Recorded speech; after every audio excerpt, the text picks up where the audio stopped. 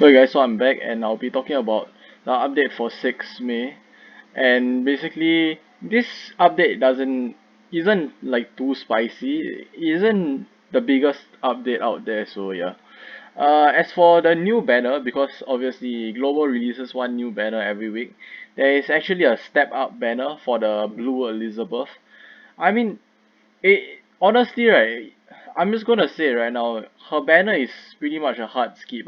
For me, I might do two multis, but I would recommend everyone to skip it, honestly.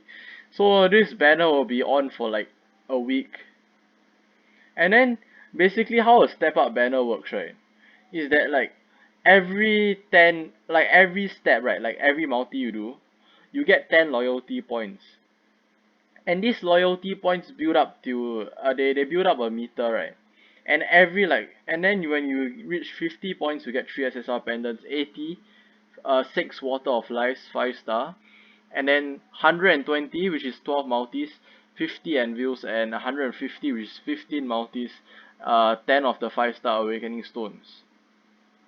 So how it works is that like each there are like multis that aren't 30 gems like this. The step 2, which is multi number 2, and step 7, which is multi number 7, whereby both multis cost 1 gem each. So basically, you do 10 multis, but you're paying for 8 and like 2 more diamonds. So pretty much, pretty much you're paying like 240 gems for 10 multis, which is 300 gems. So basically, you're getting like some diamonds discounted. So and at the fifth step, there's a guaranteed SSR character, but there isn't a PT system in step up banners, I'm pretty sure. So yeah. So this is the loyalty points system, and once you reach step 10, you'll get a guaranteed copy of the step up banner character, which is the Blue Elizabeth in this case. But I would recommend you guys skip this. Yeah, it's a hard skip in my opinion because she really isn't used for like much or like anything at all. Because like let's just look at her skills, yeah. Let me go here. Oh, I think it's under this. Yeah. Let's look at her abilities. Hmm. Her first card disables debuff skills for all enemies for 1 turn. It's not a bad card. It's not great. It's definitely not great, but it's not too bad. But there are much better units than this. Her this card isn't the most useful because disable debuff cards, but like when you can't really do much against Escanor because you can only like block out his Crow Sun. You can't do much against Hauser because both cards are attack. I guess you can like seal off like King's Petrifies, but it can be cleansed off, and it's not, this one card doesn't justify the whole unit. And then her this card, right, at rank 1 she removes debuffs.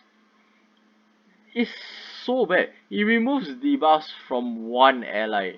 Like King has the exact same card but AoE for like the entire team. It is like just a budget King, and King isn't even like, I mean, he isn't even like you don't even need to like spend money to get him. You get him from story mode anyways. She just she just has like a worse card than that.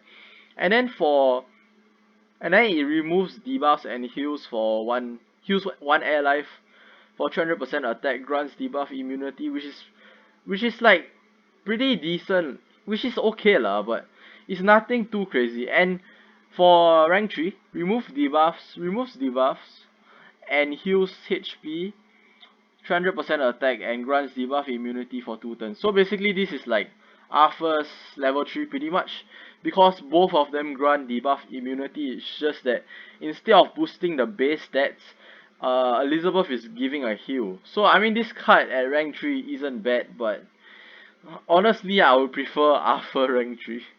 So yeah, and her this card isn't that good. It applies debuff for 1 turn. I believe like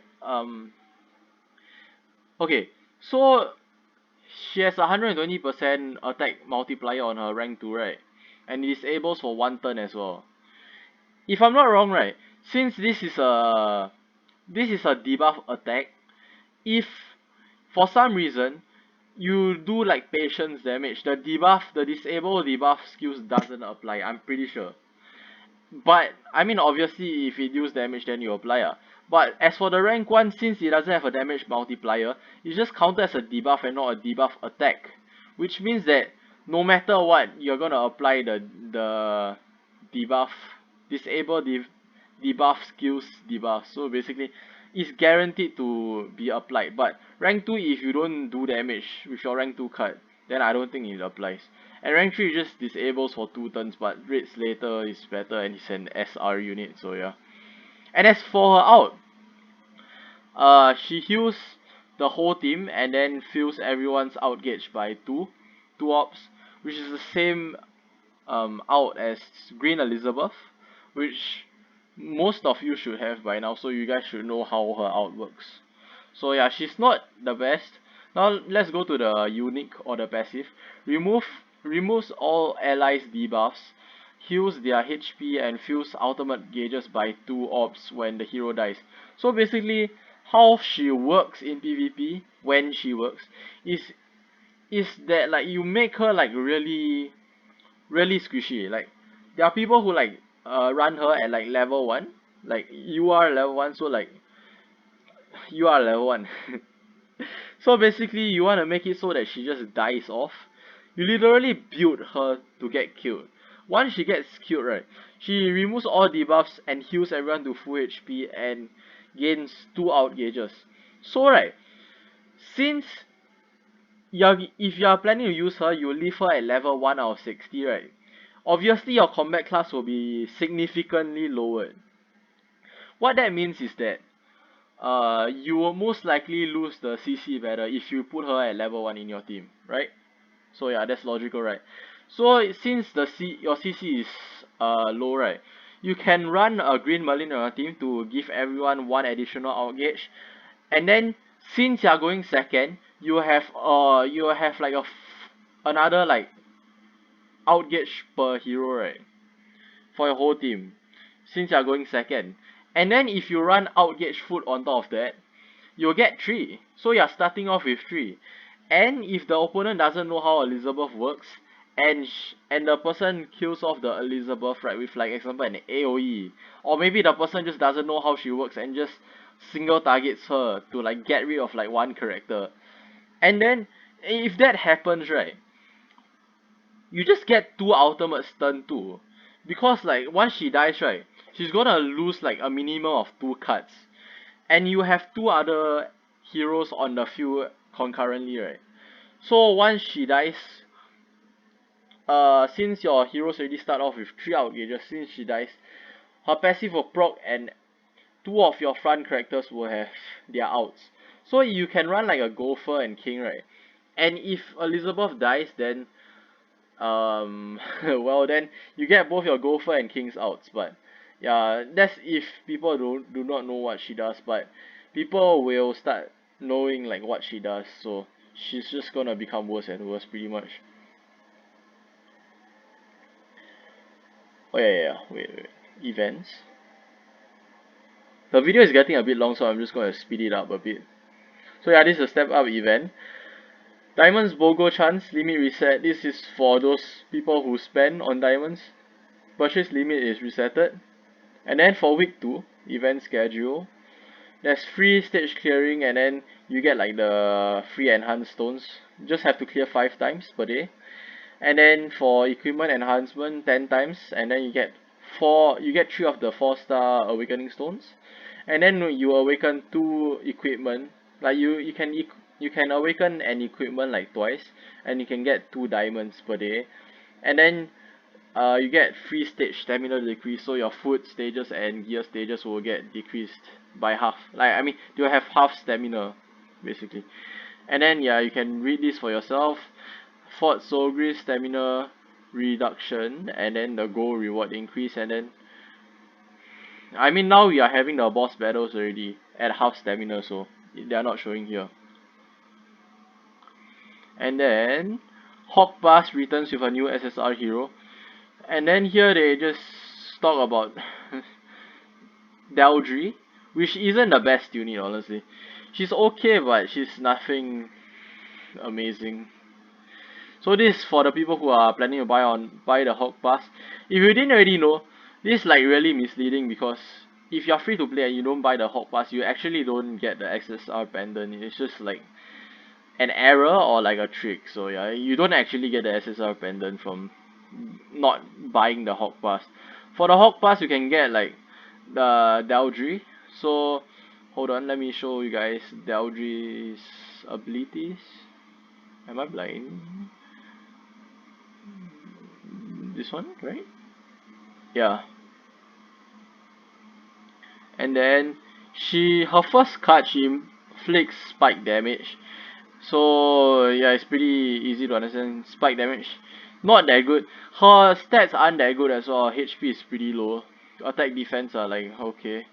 And then for her second card, she taunts one ally and increases HP defense related stats. And then yeah, she has a taunt card. She has a card that inflicts spike, which isn't the best because she doesn't have the highest health pool. So if she taunts someone, then like she doesn't really absorb it that well.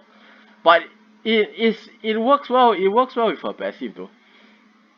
So yeah, she has a she has a taunt and then all this, and then inflicts damage equal to 360% of attack on all enemies, prevents outmove gauge from filling up for 1 turn. So basically, example, you have like yeah, you out someone who has 4 out gauges, and then basically what it means is that after you out the person who has 4 out gauges, he wouldn't be able to fill up his out gauge to 5 for that 1 turn. So like no matter what he does, he can't fill up the last out gauge pretty much.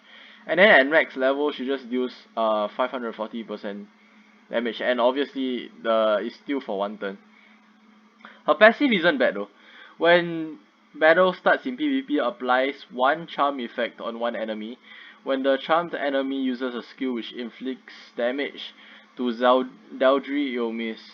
So basically right, it's like Gallon's like Coerce, whereby you just basically like randomly select one target, and when that target tries to hit Daldry right, like the attack will miss. Like it can be an AoE if it's supposed to hit Daldry, that attack will miss. So yeah, that's a pretty good passive right there. But apart from that, she doesn't really do much.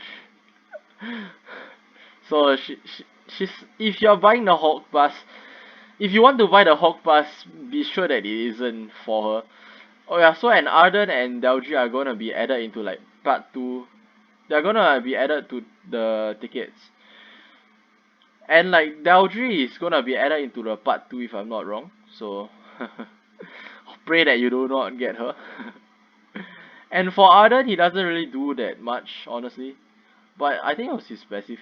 Oh yeah, his passive makes it so that like it decreases out move gauge ops by 2 when the hero and participates in a battle. So basically what it means is that he's like you know the outrush teams, right? He basically makes it so that he like counters that he like counteracts outrush teams by removing the out gauges. For his cards he doesn't really do that much.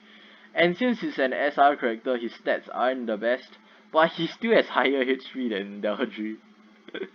Inflicts damage equal to 140% of attack to one enemy. Poisons for 3 turns.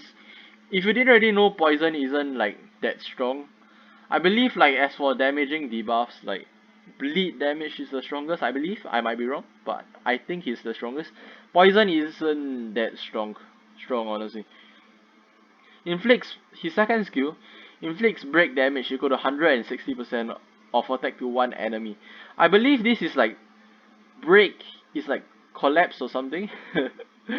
I think this is like double damage to like characters with like stances, double or triple damage. So yeah, there aren't that many characters right now in global that um has uses stances, so it's not the most effective right now.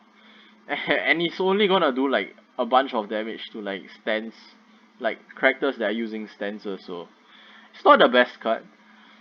Inflicts damage equal to 560% of attack to one enemy, decreases HP related stats by 40% for 2 turns. I mean, it's not the worst. It's not the worst lah, honestly. But it's definitely like not the best out either. It's like okay. There are much better outs than this, so his out isn't that great as well. So like if you are planning on running him, which I would not recommend. But if you are planning on running him, is probably only for the passive, which is an outrush counter. So yeah, that's pretty much his only usage. So yeah, as for the Elizabeth, right, the blue Elizabeth, I would say hard skip because blue Lilia is probably coming in the near future. I'm tempted to summon for her though, because the okay, don't get me wrong, I do not plan on summoning for her because she is a good character.